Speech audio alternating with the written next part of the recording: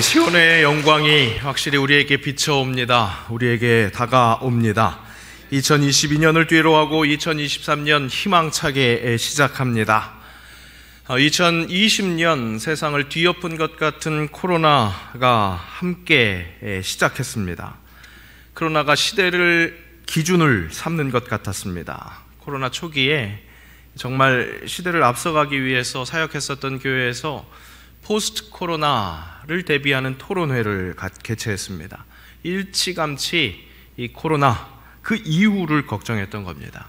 근데 그때 이야기도 결론은 당장의 위드 코로나, 이것을 우리가 어떻게 맞이할 것인가, 어떻게 잘 보내야 할 것인가, 그 전략이 시급하겠다라는 결론을 내기도 했습니다. 그때는 위드 코로나가 이렇게 길게 갈 것이라고 생각하지 못했습니다. 아니, 실은 충분히 길게 갈 것이라고 그렇게 예상이 됐지만 빨리 끝났으면 좋겠다 하는 바람이 있었는지 이제는 끝나겠지 하면서 시간을 보내고 새해를 맞이했었던 것 같습니다. 어느덧 그러면서 2023년이 됐습니다. 그야말로 올해만큼은 제발 이제는 이 코로나의 여파에서 완전히 회복되기를 바랍니다. 하지만 인간적인 전망은 그다지 희망적이지 못한 우리 삶의 여건들로 인해서 염려가 가득합니다. 폭력적인 금리 인상으로 서민 경제의 회복은 잘 보이지 않습니다. 정치는 안정되지 못하고 오히려 가면 갈수록 점점 더 첨예하게 대립하는 양상입니다.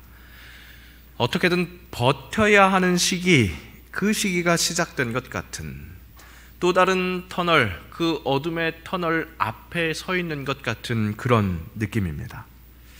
하지만 여러분, 믿는 이들에게는 확실히 위기가 기회입니다. 성경의 역사가 그랬고 교회의 역사가 그랬습니다. 아이러니하게도 역사 속에 큰 자국을 남겼었던 팬데믹 속에서 복음의 사람들은 오히려 활동적이었고 그때마다 교회는 성장했습니다.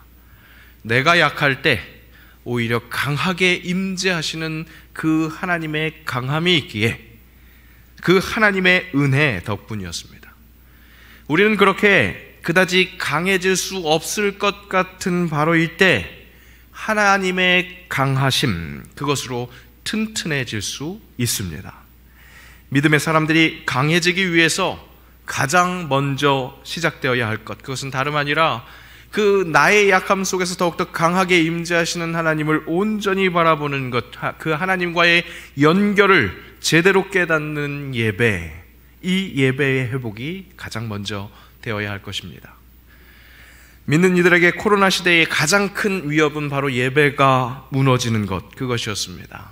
이제 예배의 회복, 어느 정도 회복세를 보이고 있지만 회복될 여지는 무궁무진합니다.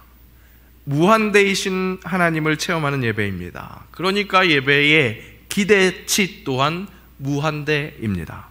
그러니 우리가 회복되어야 하는 그 예배에 대한 그 회복의 그 가능성은 무한대라고 할 수 있습니다. 복음에 사는 사람답게 복음의 능력을 직접적으로 체험하는 그 예배를 통해서 우리의 신앙이, 우리의 심령이, 우리의 삶이, 또 우리의 교회가 든든히 서갈 수 있기를 기대합니다. 기도해 주신 것처럼 올해 우리 교회에 새롭게 허락되는 주제는 표어는 복음의 사람 예배자로 살게 하소서입니다. 이 시간 우리 함께 외쳐보겠습니다. 복음의 사람 예배자로 살게 하소서. 올해 우리 교회가 총회와 함께 바라볼 주제입니다. 교회뿐만 아니라 우리 삶의 현장에서도 바로 복음의 사람으로서 그 정체성이 뚜렷해질 수 있기를 간절히 원합니다. 복음의 사람은 복을 붙들고 사는 사람입니다. 그 복을 충분히 누리는 삶, 그 정체성을 든든히 세워줄 예배, 그리고 그 예배로 제대로 표현될 우리의 삶, 그렇게 그리스도인으로 제대로 살아내는 것, 그것을 꿈꿔야 할 것입니다. 바로 그런 우리의 신앙의 지침을 우리 교회는 특별히 110편, 시편 110편 3절을 통해서 구체화하려고 합니다. 이 시간 우리 개인에게 허락된, 우리 올해 나에게 주신 그 말씀 카드를 보면서 함께 다시 한번 봉독하겠습니다. 그 말씀 카드 함께 보며 봉독합니다.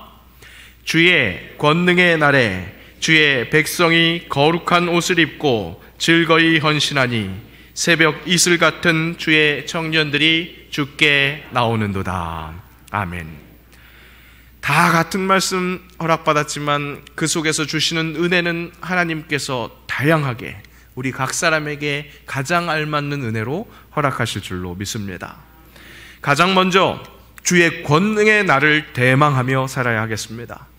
세속화가 더욱더 뚜렷해지는 이 시대, 확실히 마지막 때입니다. 말씀은 가르쳐 주십니다. 세월을 아끼라, 때가 악하니라. 이 마지막 때 다시 오실 그리스도를 맞이하는 날, 그날이 주의 권능의 날입니다. 그날이 가까워 왔습니다. 이 시대 인식은 우리로 하여금 이 예배 회복에 대한 시급성, 그것을 확실하게 인식시켜 줍니다. 바로 지금이 우리의 예배가 무한대 은혜로 채워질 수 있도록, 그렇게 정진할 수 있도록 우리의 시선을, 우리의 정성을 집중해야 하겠습니다. 그야말로 영과 진리로 드리는 예배, 주의 권능의 날에 그 예배에 최선을 다해야 하겠습니다. 그러기 위해 거룩한 옷을 입읍시다. 예배는 거룩함을 추구하는 것을 전제로 합니다. 예배를 거룩하게 준비해야 하겠습니다. 정말 영과 진리로 집중하는 예배를 드리기 위해서 영적 옷매무새를 가다듬어야 할 것입니다. 말씀은 우리가 성전인 것을 일깨우십니다. 우리 모두는 주의 성전입니다. 함께 읽겠습니다. 너희는 너희가 하나님의 성전인 것과 하나님의 성령이 너희 안에 계시는 것을 알지 못하느냐. 성전에 걸맞은 거룩함, 그것을 추구하는 예배에 대한 준비, 또 예배를 드리는 자세, 그것을 잘 준비하고 정비해야겠습니다. 그리고 즐거이 헌신해야겠습니다. 여러분, 헌신하면, 내어놓으면 손해보는 것 아닙니다. 오히려 더 많은 것을 얻게 됩니다. 헌신하기 위해, 내어놓기 위해 먼저 전제되어야 할 것이 무엇입니까? 선행되어야 할 것이 무엇입니까? 바로 공동체로 적극적으로 나아오는 것입니다. 타인과의 연결에 더욱더 적극적으로 나아오는 것, 그것이 필요합니다. 그렇게 즐겁게 연결되어서 서로 연대할 때 나 혼자일 때는 누리지 못했었던 그 은혜, 나 혼자일 때는 결코 할 수 없었던 그 능력, 그 힘을 발휘할 수 있습니다. 그렇기에 즐거이 헌신하게 된다면 우리가 우리의 나라와 민족, 교회 공동체, 내가 속한 가정 공동체를 위해서 내가 그렇게 개인의 헌신을 먼저 내어놓으면 결코 손해보는 것이 아닙니다. 함께 연결되었기에 혈액순환이 되므로 내 지체가 살아나게 됩니다. 다함 없는 은혜를 체험할 수 있게 되는 겁니다. 함께 연결되는 지체에게 허락되시는 그 심장에서부터 뿜어져 나오는 산소 가득한 그 보혈의 능력으로 내가 먼저 살게 되는 것입니다.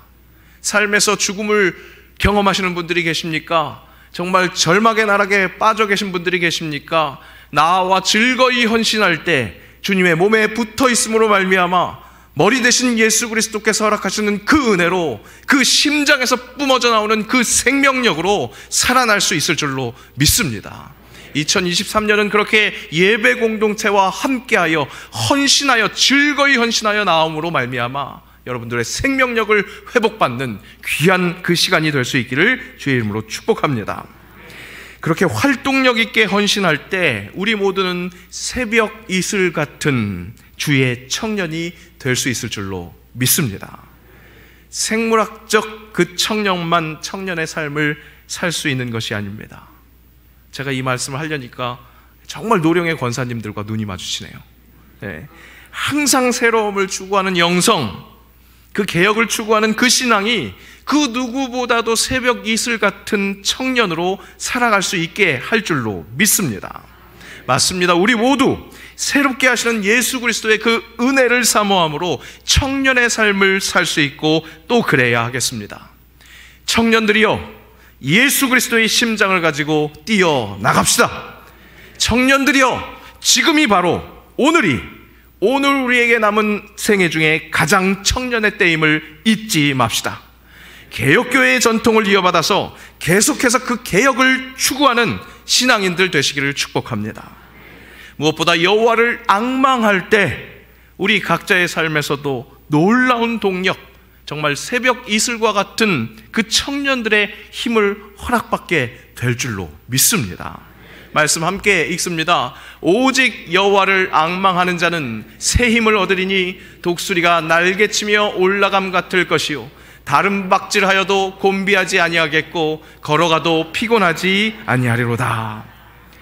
그렇게 새해를 주의 말씀을 붙들고 나아가는 주의 청년들은 그렇게 주 여호와를 앙망하는 자가 독수리 날개쳐 올라감 같은 그 생명력을 발휘한다는 것 마음속에 품으시고 하루하루를 정진하며 나아갈 수 있기를 축복합니다.